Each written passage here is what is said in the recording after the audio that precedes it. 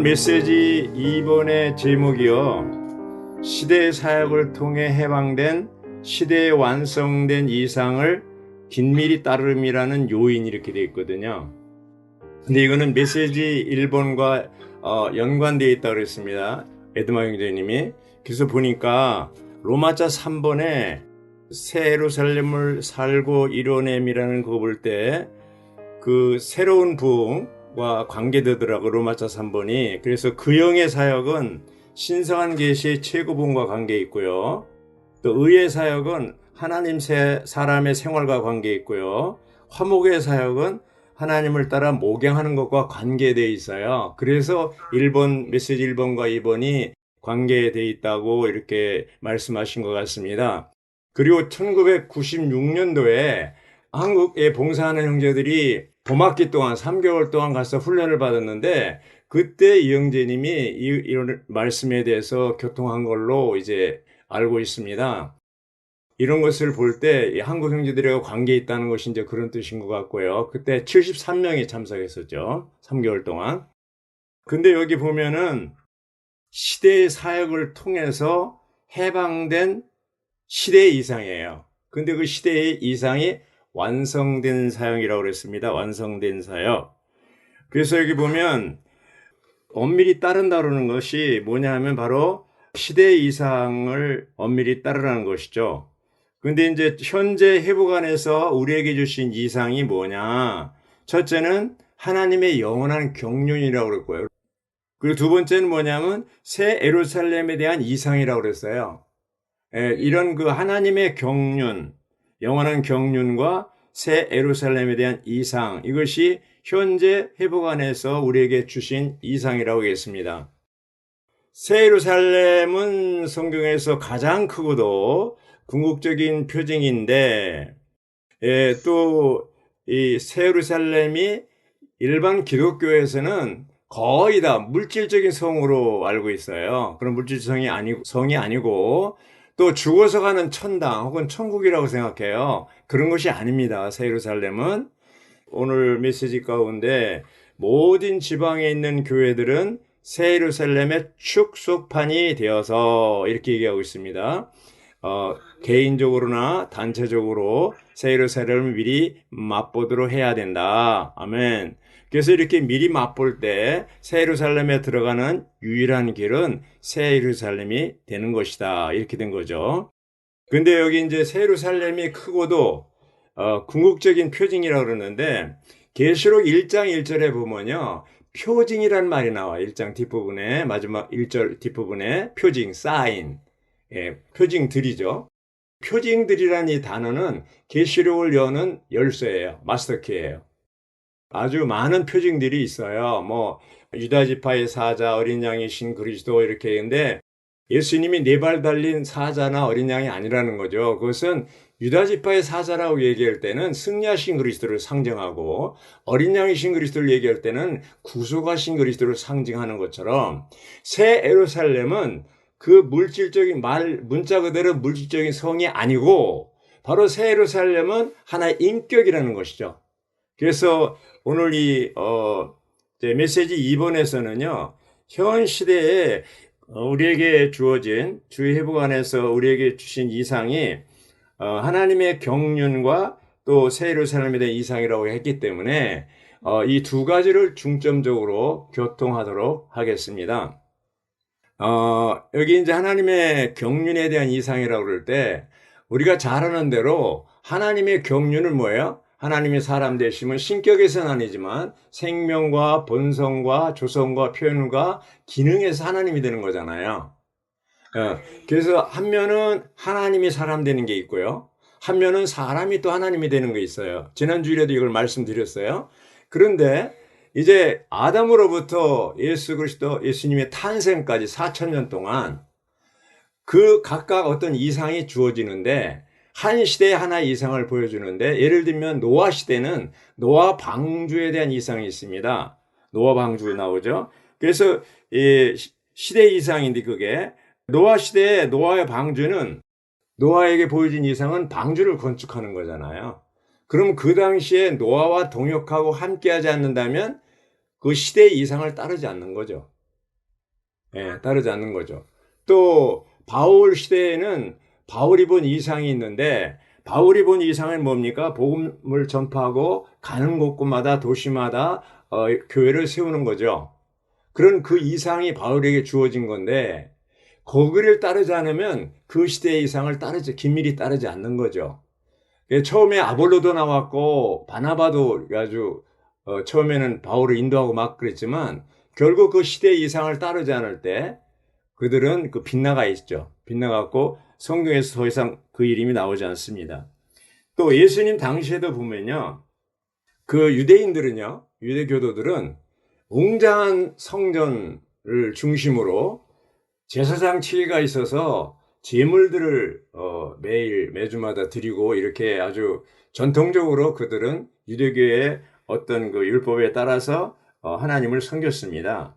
그러나 주 예수님과 제자들은 그런 그들의 그 전통과 여기 율법에 따르지 않고 예수님 자신 이상이고 그분을 따라서 하나님을 섬겼습니다. 그럼 하나님 보실 때 누가 참다운 하나님을 섬기는 걸까요? 우리가 이상이 없이 섬긴다면 그것은 아주 잠언 29장 18절에 있는 것처럼 이상이 없는 백성은 뭐라고 그랬어요? 회복력 성경에는 제한을 벗어던졌다는 얘기했고 개역 성경에는 방자해야 한다고 그랬어요. 제멋대로 행한다는 거예요. 이상 없이 하나님을 섬긴다는 것은 제멋대로 하는 것이고 방자해야 하는 것이고 제한을 벗어던진 거고 하나님 인정하지 않는 겁니다. 그래서 여기 시대 이상이 그렇게 중요한 거예요. 또 완성된 이상이라는 걸 바로 하나님의 경륜과 새 예루살렘에 대한 이상이라고 볼 수가 있는데 성경 전체의 완성이 새 예루살렘이잖아요. 그래서 이런 걸 볼 때 우리가 주의해야 할 것은 바울이 다메섹 도상에서 다마스커스죠. 거기서 이제 주님이 바울에게 나타나서 사울 사울 왜 내가 나를 핍박하느냐 했을 때 주여 니시니까 나는 내가 핍박하는 예수라고 그랬습니다. 그리고 그때 이제 눈이 멀고 사흘 동안 식음을 전폐하게 되고 나중에 아나니아가 이제 찾아가서 그 바울에게 이제 예수님이 메시지를 전하면서 눈을 뜨고 믿고 침례를 받게 되죠.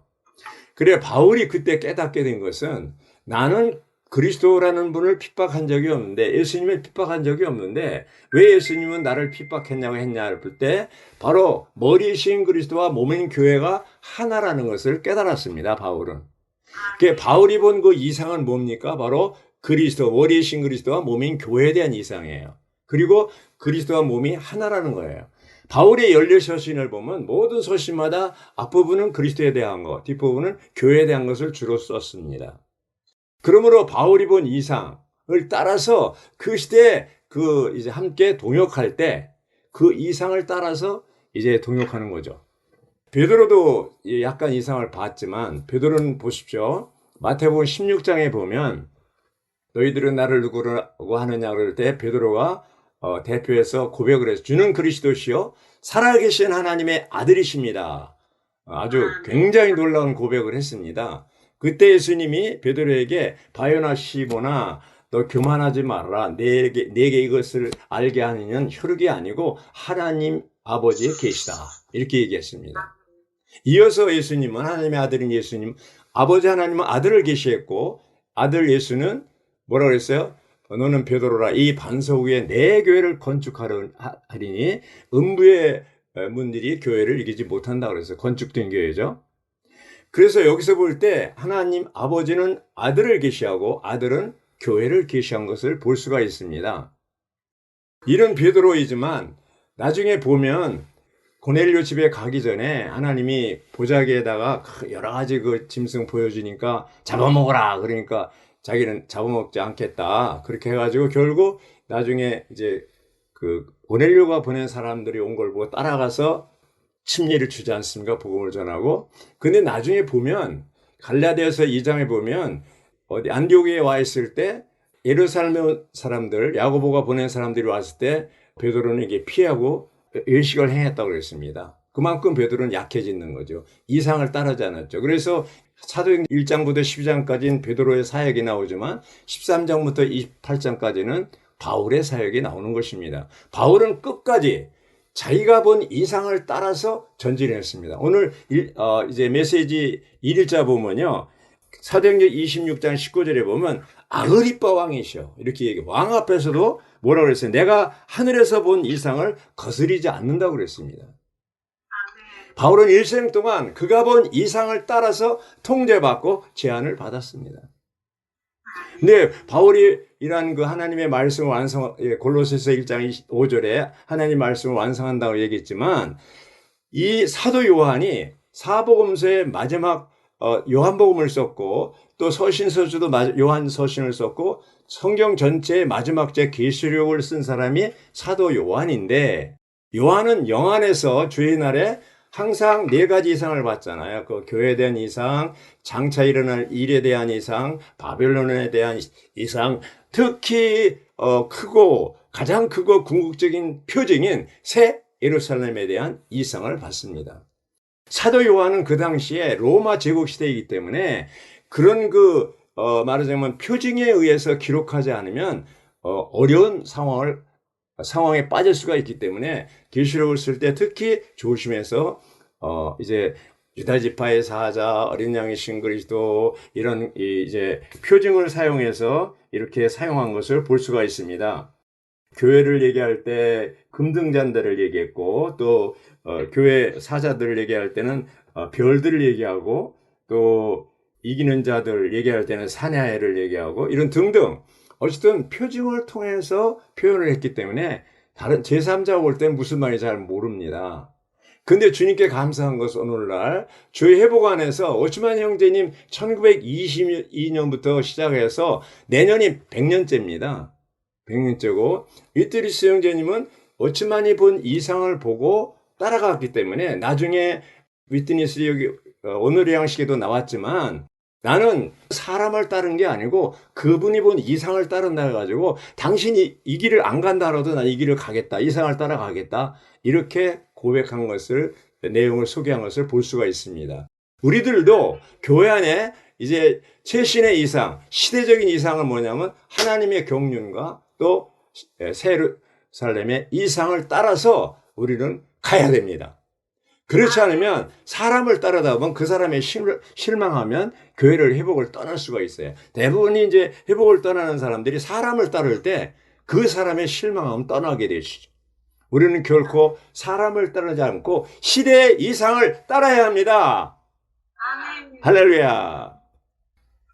주님께서 이제 우리들에게 정말 이런 이상을 하나님의 경륜에 대한 이상을 보여주셔야 되는데 하나님의 경륜이 뭡니까? 이제 하나님 편에서 보면 경륜이지만 사람 편에서 보면 똑같은 오이코노미아가 청지기 직분으로 번역이 되어 있습니다. 하나님 편에서 하나님의 경륜이지만 사람 편에서는 그것이 청지기 직분으로 받아들여지는 것이죠. 우리는 어떤 사람들입니까? 하나님이 보여준 이상을 따라서 시대의 사역을 수행하는 청지기들이 되어야 하는 것입니다. 할렐루야, 아멘. 계시록 21장, 22장은 오늘 우리가 개인적으로 체험해야 되는 내용인 것을 우리가 알 수가 있고요. 또 개개인 안에 반드시 하나님과 어린 양의 보호자가 우리 안에 있어야 된다고 했습니다. 특히 오늘 화요일자 오늘의 양식 내용에 아주 자세히 나와 있는데 한번 자매님들에게 묻겠습니다. 새 예루살렘을 얘기할 때 천년왕국 끝난 뒤에 새 예루살렘입니까? 아니면 현재 새 예루살렘입니까? 현재. 네, 현재죠.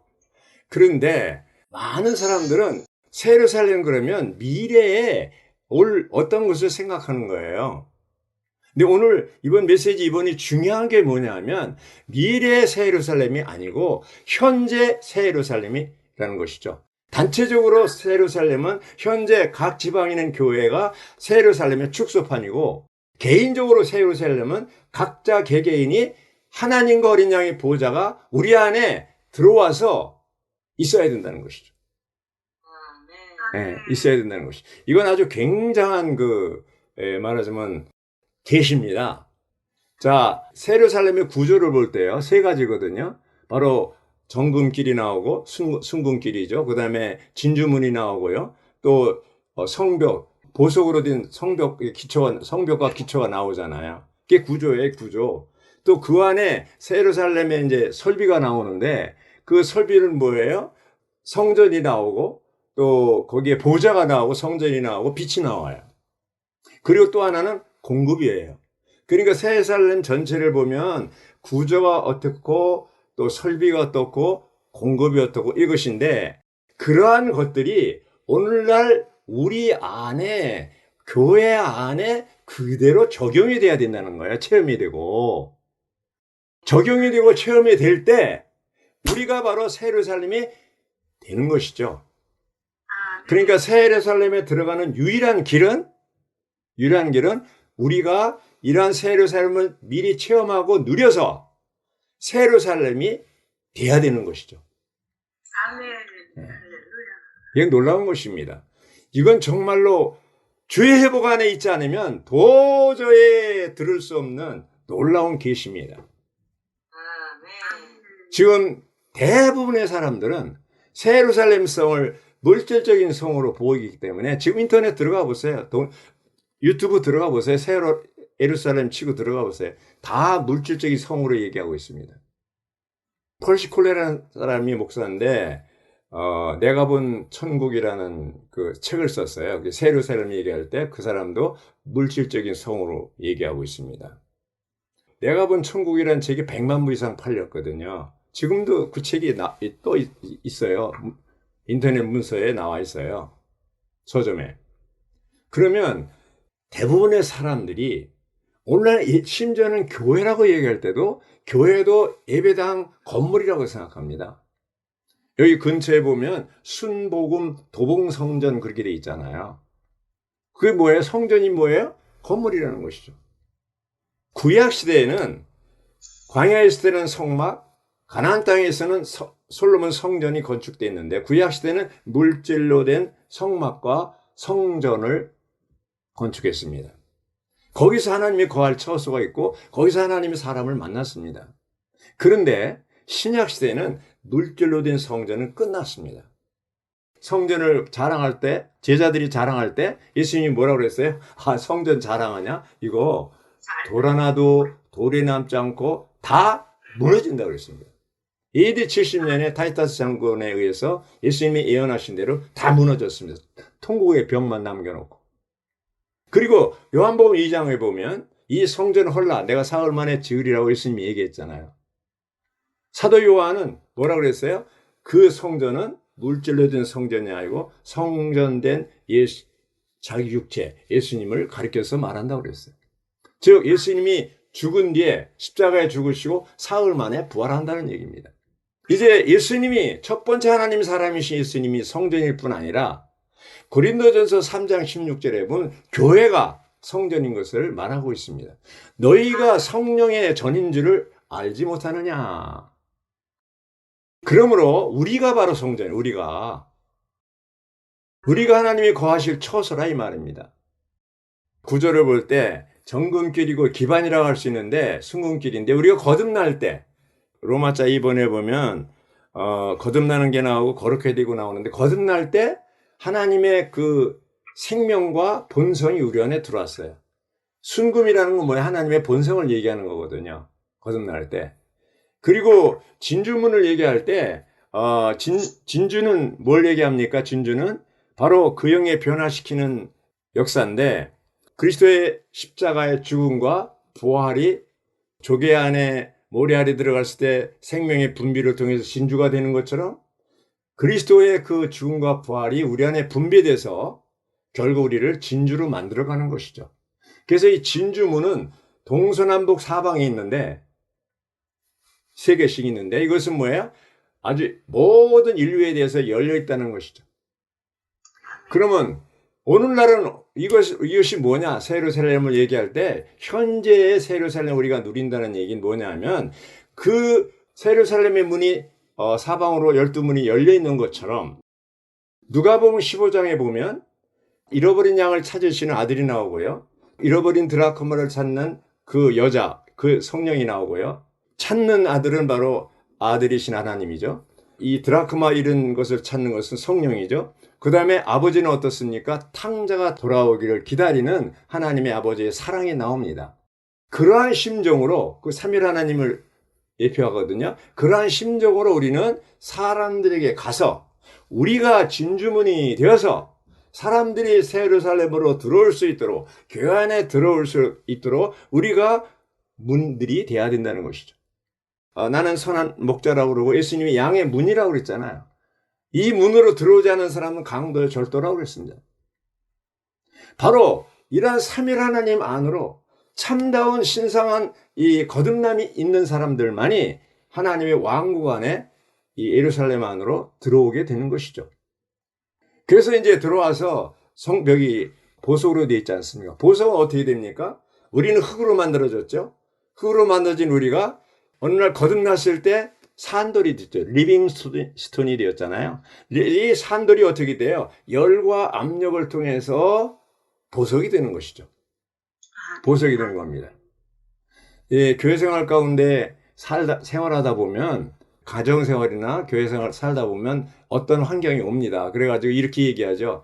왜 가만히 있는 사람 연락에 만들어? 이렇게 얘기하잖아요. 그 연락에 만드는 게 왜 그렇습니까? 보석이 되게 하기 위한 것입니다. 보석은 아주 열과 압력을 통해서 보석이 되거든요. 네. 그래서 열과 압력을 통해서 보석으로 만들기 위해서 하나님 우리에게 많은 환경들을 주는 것이죠. 어떤 지체는 그래요. 왜 나한테만 이렇게 어려움이 있냐? 어려운 환경이 오냐? 염려하지 마십시오. 보석으로 만들기 위한 것입니다. 빛나는 보석, 12보석. 이 성벽이, 이 보석이 나중에 멀리서 보면 하나님 얼굴같이 보인다고 그랬어요. 성벽이. 정금길이나 문은 잘 안 보이지만 벽은 다 보이잖아요. 그래서 우리가 이런 그 순금이 되고 거듭나서 또 이렇게 진주문이 되고 성벽이 된 보석이 되고 이런 것이 바로 교회 생활이고 오늘날 새 예루살렘을 미리 맛보는 거고 어떤 물질적인 그게 아니라니까 우리가 순금이 되고 우리가 이 진주문이 되고 우리가 보석이 되는 거라니까요.